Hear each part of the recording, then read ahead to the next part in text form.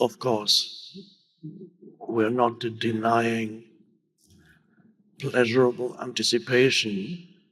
There's nothing wrong with pleasurable anticipation as long as it doesn't detract from the way in which you experience the present moment.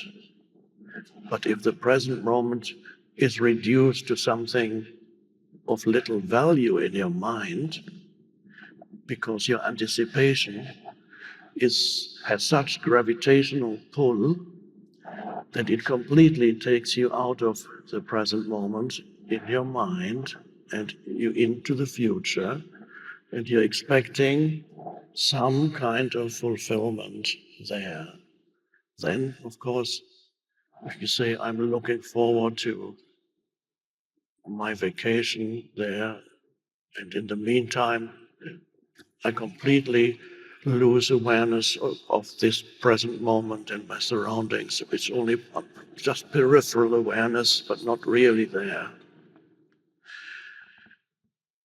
So that's a different matter. If the anticipation absorbs so much of your attention that you miss this. And that's, perhaps we use this as an entry point, this meaning here, now. If you miss this, you miss the whole thing, because there's never anything but this here and now. That's,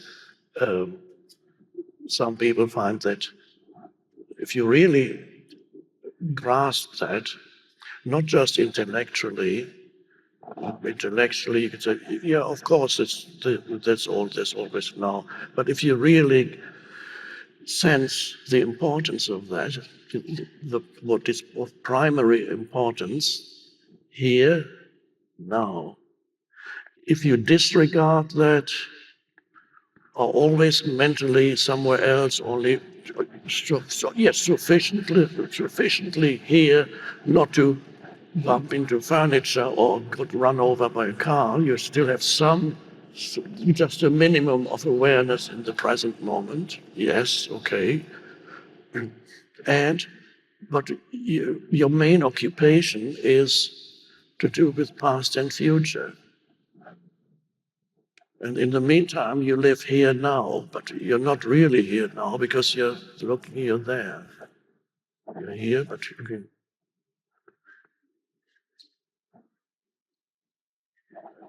don't want to be here.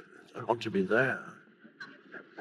You never want to be here. And when you finally arrive there, perhaps for one very brief moment, it's nice. I'm there. But then the same mind pattern arises again, because there, when it becomes here, turns out not to be all that fulfilling. And it's there because the next thing comes up, it comes there. You can never deeply penetrate into the here now. You are prevented by deeply ingrained mind patterns from really embracing and penetrating into the present moment with your attention. And so millions of humans on the planet live almost exclusively through anticipation and memory. The older you get, the more you live through memory, because you have more and more past behind you to remember. And you can sense you have less and less future. So the future is shrinking. So you don't think, when you reach a certain age, maybe you don't think that much anymore. Some people still do. When I retire, then I'll be happy. I'm just looking forward to retirement. Only another 15 years. And then and I can really enjoy myself. In 15 years, I will start really living my life. And then retirement comes. And there you sit on a chair. What do I do now? Who am I now without my job title? I'm not important anymore. Weird. What do you look for? Okay, now you go into the past. Think about it. There's a lot to think about. So you miss, there's always the mind pattern of this, and this is the entry point into what we might call the spiritual dimension of life, or the transcendent dimension of life. It is the entry point into a certain state of consciousness that is quite different from the habitual, prevalent, egoic state of consciousness that most humans are still trapped in. And the egoic state of consciousness needs past, it lives through past and future. It doesn't know what to do with the present moment, or when it faces the present moment, it interprets it according to its conditioning. In other words, it doesn't see it as it is because it sees it through the veil of its conditioning, its judgments that has been inherited judgments over many years. So the ego has been conditioned to interpret the world, every experience in a certain way. So when you are seemingly in the present moment because something is happening that requires your attention, then of course then you come from a moment, there's a person that says something to you, it's challenging, or a situation is challenging, and then even then you are not really in the egoic state, you're not really present, you are reacting according to the conditioning of your mind. So in the past is still interfering even there. When you seemingly are facing the present moment, it's still facing it through the sometimes very dense veil of the past in you.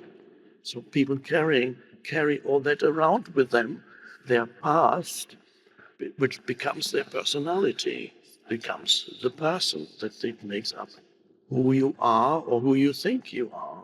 So you carry the past around with you, and many elements go into that make up your personality that consists of the accumulated past in your mental emotional field, the accumulation of past experiences in your mental emotional field. This accumulation is what you usually identify with as you. That's me. That's what people refer to when they use everybody's favorite pronoun. There are all kinds of pronouns these days, but everybody's favorite pronoun is I, because they use it all the time. I think, I know, I don't like, I like, I want, I must have. I. So what is that I? What is it that they refer to? Each person says I, and the I refers to this accumulation of past experiences and past all things that you have happened to you, things that you have done, things that you have experienced, acquired, and that has left traces in your mind as memories and forms of conditioning.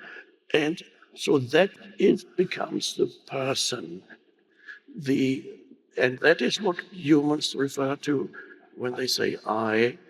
Now, there is a deeper I, another I, which still most humans, except many of you are awakening, so you know what I'm talking about.